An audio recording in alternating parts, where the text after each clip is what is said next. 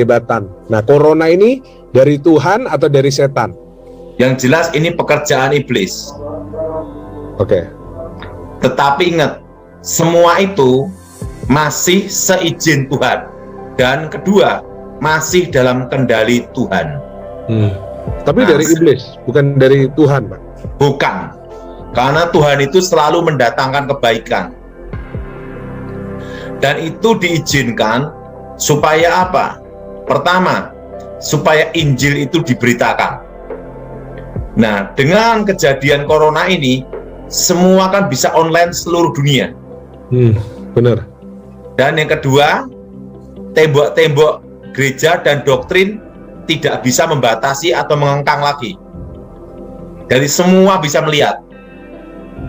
Setuju, Pak. Nah, tahu enggak, Michael? Ya. Dikit nabi palsu itu banyak, tetapi ingat, ada nabi palsu yang lebih berbahaya, Michael. Ya, siapa, Pak? Yaitu media. Oke. Tapi ingat, media ini harus bijaksana.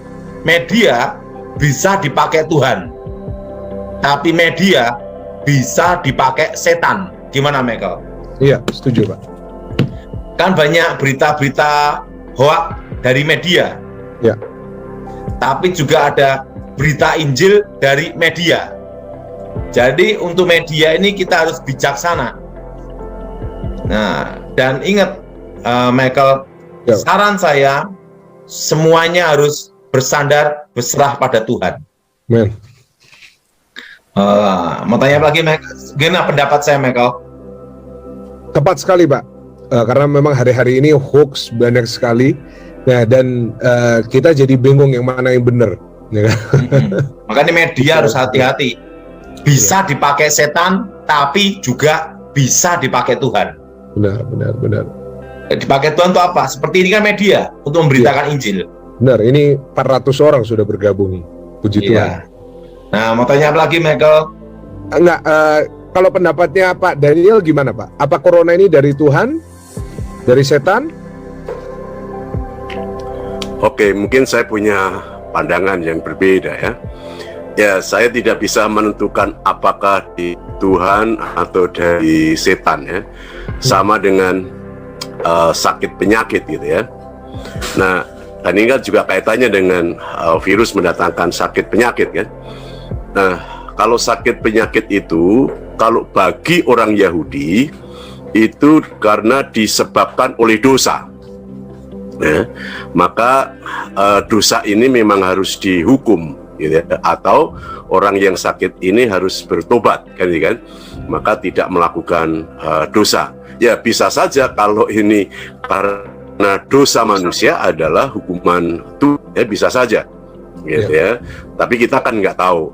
Nah, kemudian sakit penyakit itu juga disebabkan oleh manusia itu sendiri, mungkin kelalaian dari manusia itu sendiri ya, karena ya ceroboh, karena tidak bersih, lalai protokol kesehatan ya, itu bisa saja mendatangkan apa? Mendatangkan sakit penyakit.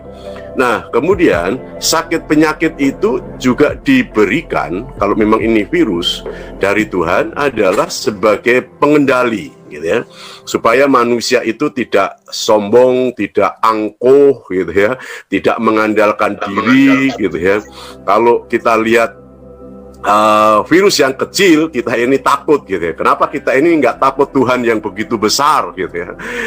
Ya, jadi bisa saja sebagai kendali ya, supaya manusia sadar membutuhkan Tuhan, membutuhkan pertolongan dari Tuhan. Tetapi juga bisa sakit penyakit itu berasal dari iblis. Ya, di dalam Alkitab tidak sedikit ya orang-orang yang dirasuk setan, gitu ya, dikuasai oleh setan, dimiliki oleh setan. Maka untuk kesembuhannya itu memang setan diusir, setan dihancurkan ya, supaya tidak menguasainya. Jadi bisa saja dari iblis juga bisa, dari Tuhan juga bisa, tapi dari dunia ini juga bisa ya. Ya, kelalaian manusia itu juga bisa gitu ya. Atau ada orang yang mengatakan konspirasi katanya ya. Jadi ini merupakan senjata biologis untuk perang gitu ya. Kita juga nggak tahu kan gitu kan. Lebih baik punya iman bahwa Tuhan itu bisa melindungi, Tuhan itu adalah gunung tetu kita, Tuhan itu perisai, tapi bukan berarti kita ini lalai, kemudian meremehkan tanpa perhatikan. Kita tetap 5M itu harus kita perhatikan gitu ya.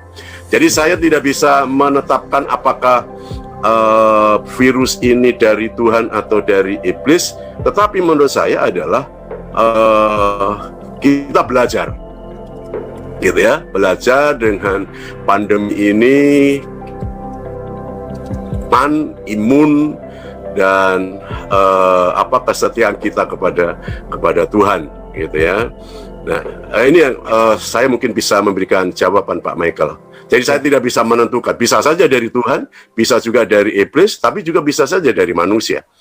Gitu. Nah, Pak Daud, ada nggak kisah-kisah penyakit yang dari setan itu cirinya gimana, Pak Daud? Kan tadi Pak Daniel Sutoyo bilang ada yang dari Tuhan, kelalaian manusia, ada yang dari setan. Nah, kalau dari setan gimana? Nah, ini spesialis ya Pak Daud. Jadi gini Michael, perlu Michael tahu bahwa setan itu pengetahuannya lebih lama daripada manusia. Iya. Karena setan itu ada sebelum manusia diciptakan. Ya. Nah, misalnya contoh, apakah setan bisa memberi anak orang, manusia? Nah, setan itu tidak bisa menciptakan yang tidak ada menjadi ada. Ya. Tetapi bisa mengambil sperma laki-laki mimpi basah, dimasukkan ke dalam rahim perempuan. Oh. Jadi sebelum ada proses bayi tabung di dunia gaib itu sudah ada. Nah, seperti corona ini, saya yakin sekali bahwa ini pekerjaan iblis. Yaitu apa?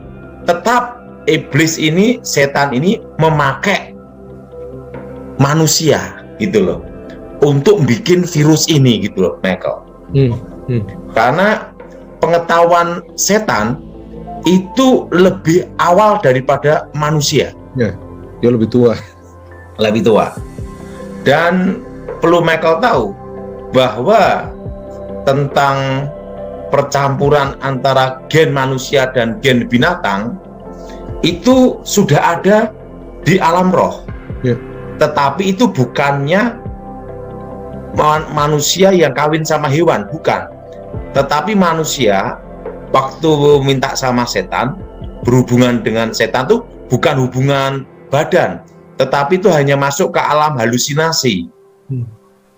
Nah, tetapi sperma laki-lakinya itu ngambil dari laki-laki mimpi basah, disatukan dengan di rahim perempuan.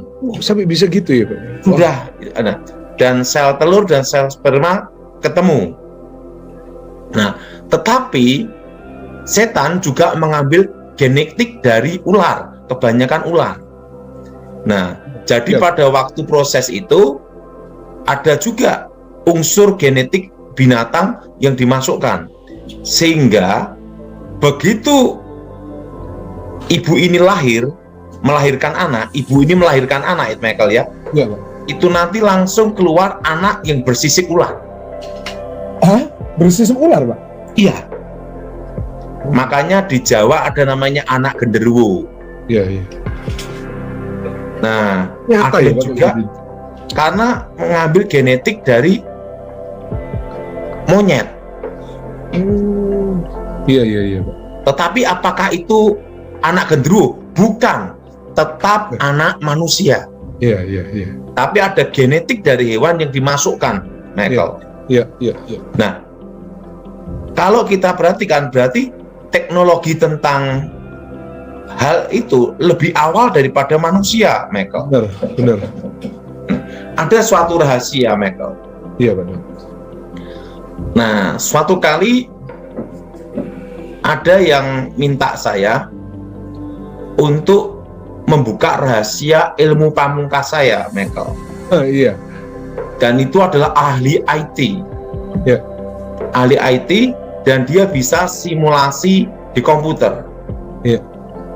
Nah, waktu itu langsung dia minta teorinya, kan itu kan nafas dihirup dulu, oksigen. Iya. O2 itu kalau kena api bisa meledak loh, Michael. Iya. Wow. Oksigen kalau kena api bisa meledak, Michael. Iya. Nah, waktu itu dia ini kan O2 dimasukkan ke dalam tubuh, dihirup kan. Kalau ilmu pamangkang jagat itu, saya itu difokuskan di pusar. Nah, di dalam tubuh manusia itu ada kandungan air, nitrogen, hidrogen, ada berapa gen yang kandungan kimia itu ya. Iya. Misal dia bikinkan suatu program disimulasi diputar. Karena waktu saya baca mantra itu sebelum bertobat sampai perut saya ini di bagian pusar itu terasa berputar gini, Michael. Nah, pada waktu dicoba berputar, tahu nggak ketemu teori apa? Apa, Pak? Teorinya Albert Einstein. Apa itu? Yang mana? Materi dalam energi. Oh. Energi dalam materi. Iya.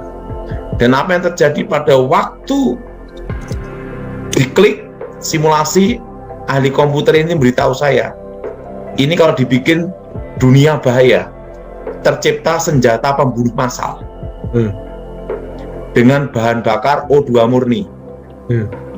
Nah, tetapi itu berbahaya, makanya ahli IT langsung ngomong saya, ini saya tutup. Dan itu waktu saya di Amerika, Michael. Oh, iya. Dan itu katanya menciptakan laser. Iya. Dan itu nanti bisa menembak satelit.